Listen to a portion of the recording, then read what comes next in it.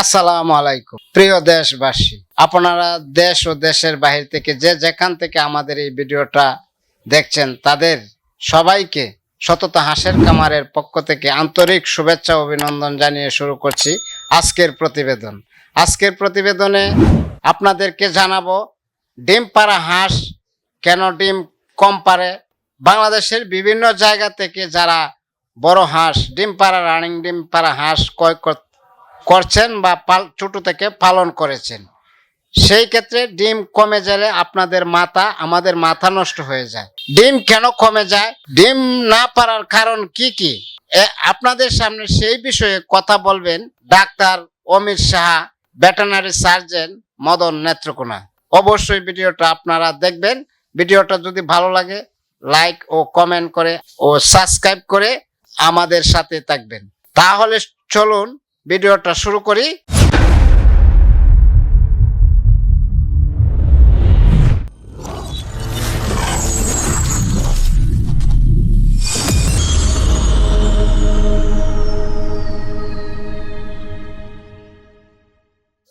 আসসালামু আলাইকুম, আমি doctor Amit Saha, veterinary surgeon, Madan Netrokona.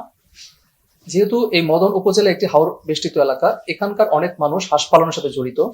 তো হাঁস পালনের একটি অংশ হচ্ছে ডিমওয়ালা হাঁস পালন, অর্থাৎ ডিম উৎপাদনের জন্য যারা হাঁস পালন করেন। তো যেহেতু এই সকল খামারিরা ডিম উৎপাদনের জন্য হাঁস পালন করছেন, তাদের অনেক সময় দেখা যায় হাঁসের খামারগুলোতে ডিমের উৎপাদন যথাযথ হয় না, বা ভালো হলেও একটা সময় গিয়ে সেটা ড্রপ করে বা কমে যায়। তো এক্ষেত্রে হাঁসের খামারিরা লোকসানের সম্মুখীন হয়। একটি হাঁসের জীবনের শুরুতে যখন সে প্রথম ডিম উৎপাদন হয়, তো একটি খামারে হাঁসের ডিম কমার বিভিন্ন কারণ থাকতে পারে। তো প্রথম কারণ যদি আমি বলি, তাহলে হাঁস ব্যবস্থাপনা হচ্ছে সব থেকে বড় একটা কারণ। হাঁসের ঘর কেমন, হাঁস কেমন পরিবেশে থাকে, বা সারাদিন সে কেমন পরিবেশে চলাচল করে, বা তার জীবনযাত্রা সবকিছু স্বাভাবিক আছে কিনা, এটা একটা বড় কারণ। পাশাপাশি তার পুষ্টি হচ্ছে একটি বড় কারণ। কারণ হচ্ছে একটা হাঁস যদি পুষ্টি ঠিক মতো না পায়, অর্থাৎ সে যদি সুষম খাদ্য না পায়, তাহলে তার কাছ থেকে আপনি উপযুক্ত বা পর্যাপ্ত উৎপাদন আশা করতে পারেন না। এছাড়া বিভিন্ন রোগ হতে পারে, সেটা ছোট বড় বিভিন্ন রোগ হতে পারে, সেটা ফাউল কলেরা হতে পারে, ডাক প্লেগ হতে পারে, মাইকোপ্লাজমোসিস হতে পারে, বা অন্য যে কোনো কারণে হাঁসের ডিমের উৎপাদন কমে যেতে পারে। আমাদেরকে প্রথমে যেটা করতে হবে সেটা হচ্ছে হাঁসের ডিম কেন কমছে তার কারণটা খুঁজে বের করতে হবে। যদি আমার ব্যবস্থাপনাগত কোনো সমস্যা থাকে, তাহলে অবশ্যই আমাকে সেই ব্যবস্থাপনার ত্রুটি সেটা দূর করতে হবে। এমনও হতে পারে যে হাঁসের ঘরে মাঝে মাঝে ইঁদুর বা অন্য কোনো প্রাণীর অনুপ্রবেশ ঘটে, এবং এক্ষেত্রে হাঁসের স্বাভাবিক জীবনযাত্রা ব্যাহত হয় এবং হাঁসের উৎপাদন কমে যায়, এবং একই সাথে এই সকল প্রাণীদের আনাগোনা হাঁসের বিভিন্ন রোগ ব্যাধির কারণও হয়ে দাঁড়ায়। কাজে আমাদের এই সকল সমস্যা যাতে না হয় তার জন্য ব্যবস্থা নিতে হবে। এছাড়া হাঁসের যাতে রোগ না হয়, অর্থাৎ রোগের ক্ষেত্রে যাতে ডিম উৎপাদন না কমে, তার জন্য আমাদের যে সকল প্রতিষেধক আছে বা যে সকল টিকা আছে সেগুলো সময় মতো অবশ্যই প্রয়োগ করতে হবে। হাঁসের ক্ষেত্রে আরেকটা বিষয় হচ্ছে কৃমিমুক্তকরণ, এটা অনেকেই করেন না। প্রতি 2 থেকে 3 মাস অন্তর অন্তর হাঁসকে অবশ্যই কৃমিনাশক ওষুধ খাওয়াতে হবে। এছাড়া হাঁসের খাদ্যে অবশ্যই ক্যালসিয়াম, ফসফরাস, ভিটামিন ডি এই জাতীয় খাদ্য উপাদান থাকতে হবে। অনেকেই এই সময়ে বিভিন্ন ধরনের মিক্সচার ব্যবহার করে থাকেন, যেমন লেয়ার খাদ্য ব্যবহার করে থাকেন।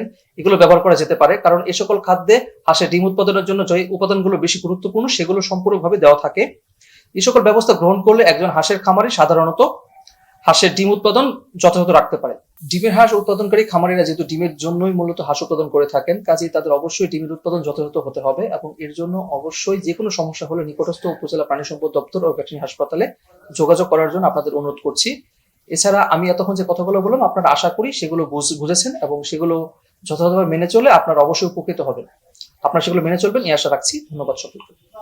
এতক্ষণ যাবত আপনারা যে বিষয়টা জানলেন, হাঁস কেন ডিম পারে না ও ডিম না পারার কারণ কি কি, সেই বিষয়ে আপনাকে কথা বলেছেন doctor Amit Saha, veterinary surgeon.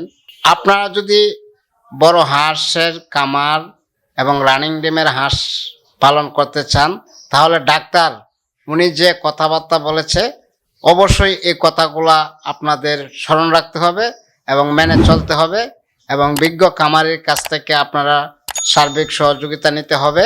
তাহলেই আপনারা সফল খামারি হতে পারবেন।